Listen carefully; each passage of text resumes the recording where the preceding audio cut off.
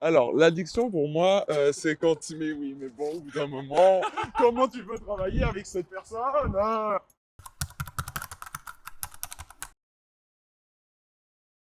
Une substance addictive prend le dessus sur le rationnel. Une dépendance à quelque chose, d'en avoir besoin d'une manière ou d'une autre. Aussi l'incapacité à pouvoir s'en défaire. Duquel ou auquel tu peux plus te passer. Une fois que tu commences, t'as beau vouloir arrêter, bah t'arrives pas à arrêter. Et du coup, que tu penses à ça et que toute ta vie est centrée sur cette substance.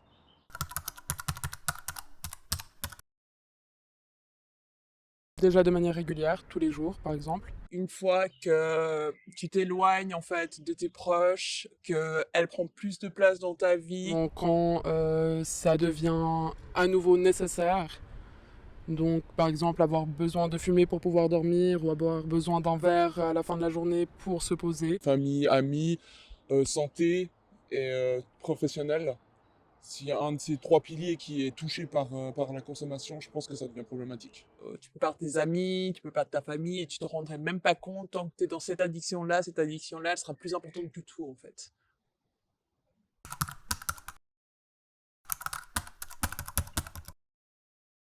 Ben, premièrement sur la santé. La cigarette, je vois bien que ça fait maintenant 7 ans que je fume, donc les poumons, c'est plus les mêmes.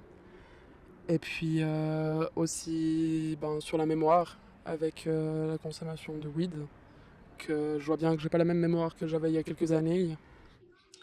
Alors, perte de mémoire, très grosse perte de mémoire même. J'avais l'impression de vivre plus dans le même univers. J'ai commencé à devenir paranoïaque. Au final, ça me rendait plus triste qu'autre chose. Et j'ai commencé à avoir des grosses migraines à cause de ça aussi. Et c'est pour ça que j'ai arrêté d'ailleurs. Que j'ai perdu un moment dans ma vie 6-7 kilos en 2 semaines parce que je faisais que la fête et je consommais beaucoup. Et il y a eu un moment où j'ai senti que j'étais fatigué, épuisé, irritable, parce qu'en fait je dormais pratiquement plus et je mangeais pratiquement plus. Me retrouver un peu toute seule là-dedans, puis m'empêcher ben, par exemple de faire des choses si je devais fumer en journée, du coup ce que je ne fais plus. Parce que justement, j'étais plus active et ça aurait pu avoir des conséquences claires sur mes études si j'avais continué comme ça.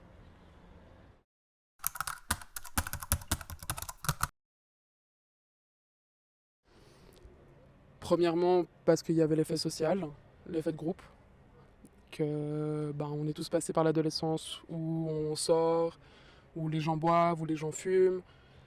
Et puis, et puis aussi ben, par mes propres responsabilités, par la volonté d'essayer les choses, d'être curieuse de ça, et ce qui amène du coup à la consommation régulière et pas juste à tester une fois en soirée.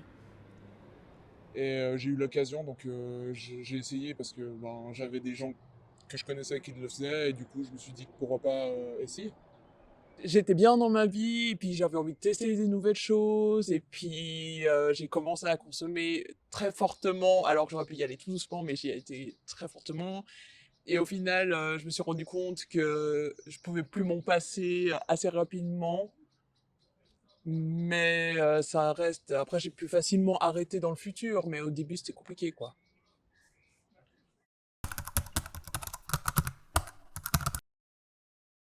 D'avoir commencé à fumer des cigarettes, ça a été la plus grosse bêtise de ma vie parce que j'ai commencé ça à un âge jeune et aujourd'hui c'est difficile d'arrêter. En prenant ben, typiquement des drogues que je connaissais pas, ou en sniffant avec une paille qui était pas la mienne. Je sais que j'ai pu prendre des risques. Alors heureusement, j'ai rien eu, donc c'est aussi là où je peux ne pas avoir de regrets. Mais je ferais différemment actuellement. C'est sûr que je fais plus attention à comment je consomme. Tout simplement, j'aurais pas commencé.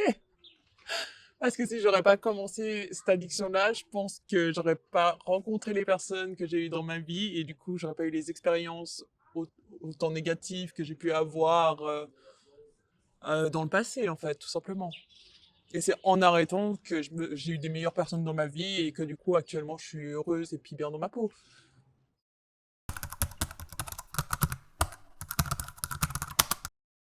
Alors, consommer des drogues, c'est pas le plus gros des soucis, c'est comment on les consomme.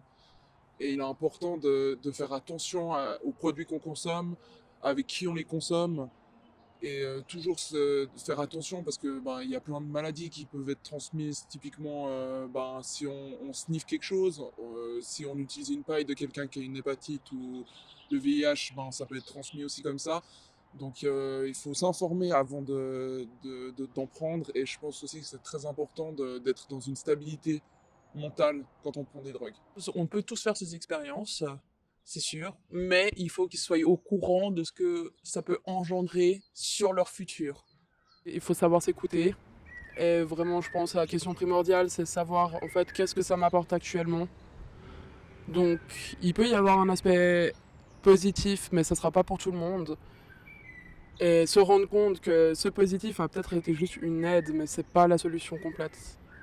Et la limite, elle est très très dangereuse pour tomber dans l'addiction et de plus avoir ça comme une aide, mais comme vraiment une épine dans le pied tout le long de notre vie. Et ça, c'est quelque chose à prendre en compte, c'est que les addictions qu'on a aujourd'hui seront sûrement nos addictions futures.